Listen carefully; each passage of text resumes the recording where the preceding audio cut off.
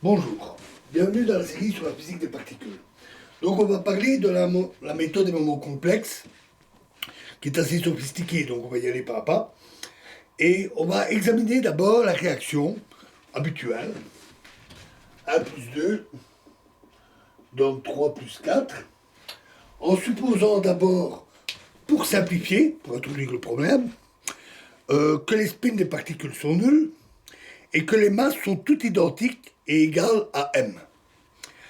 L'amplitude Fst d'un tel processus dans la voie S du système du centre de masse euh, est développée suivant les ondes partielles Fl de S se présente sous la forme Fst est égal à la somme sur L des 2L de 2L plus 1 fois Fl de S fois PL de cosinus θ S. Où S est égal à 4E carré I et T est égal à moins 2. L égale de 0 à l'infini, ici.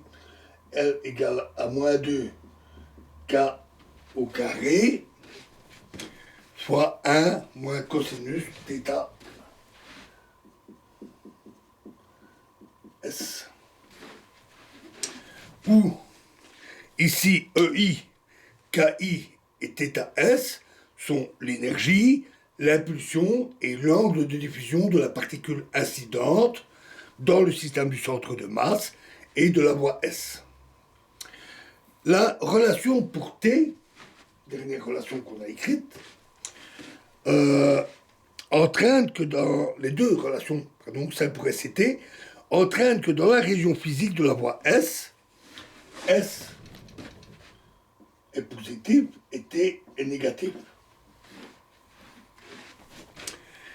L'amplitude de ce même processus dans la troisième voie s'écrit F de T θ T,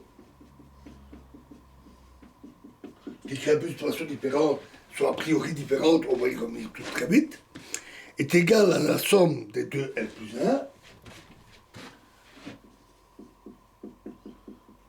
de Ft de T, Fl de T, pardon, donc partiel, fois PL cos θ T. Avec T égale 4 carré,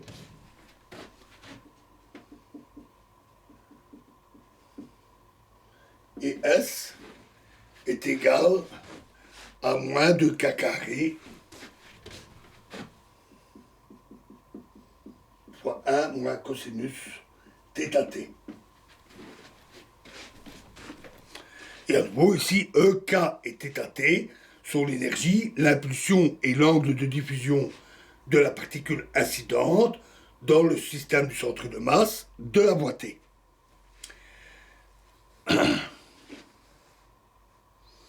De plus, on n'a que K carré est égal à 1 quart de T moins 4 carré et cosinus θ T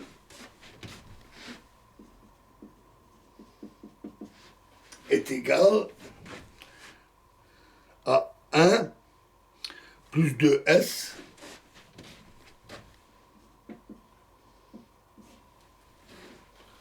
divisé par T moins 4 carré.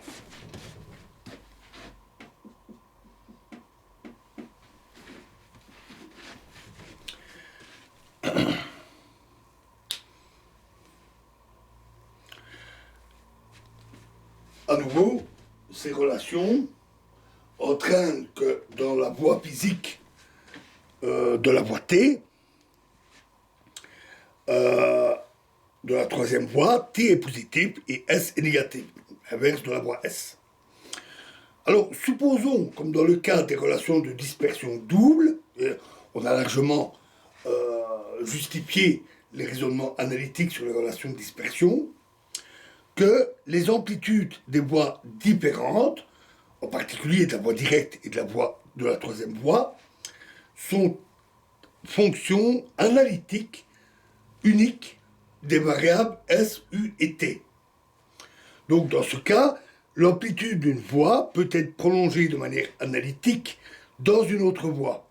Autrement dit, dans ce cas, c'est la même fonction FST qui constitue aussi bien l'amplitude de la voie directe, lorsque S est positif et T négatif, que de la troisième voie, lorsque S est négatif et T positif.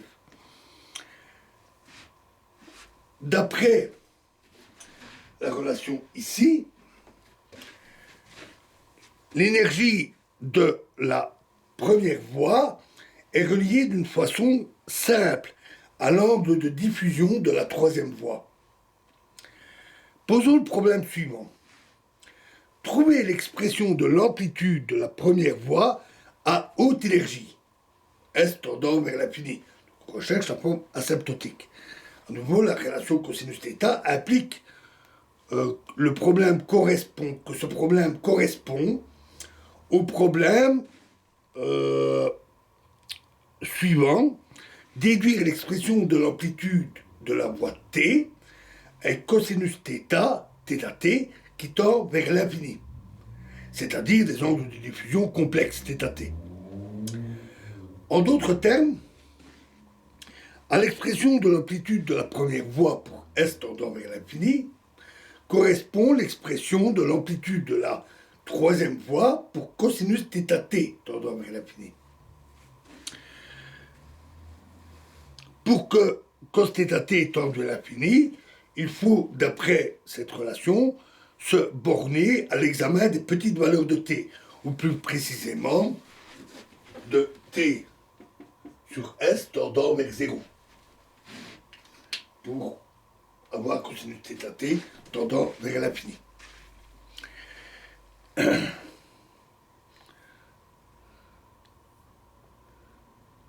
Alors, cherchons d'abord l'expression asymptotique, donc cosinus θt tendant vers l'infini, de l'amplitude de la voie T. Mais on voit aisément que dans ce but, l'expression de l'amplitude, ici, de la voie T, ne peut pas être utilisée directement. En effet, l'expression analytique des polynômes de Legendre pour cosinus θt, en valeur absolue, tendant vers l'infini, est de la forme PL cosinus θ est environ la fonction gamma de 2n plus 1 divisé par 2 exposant L de gamma carré de L plus 1 fois cosinus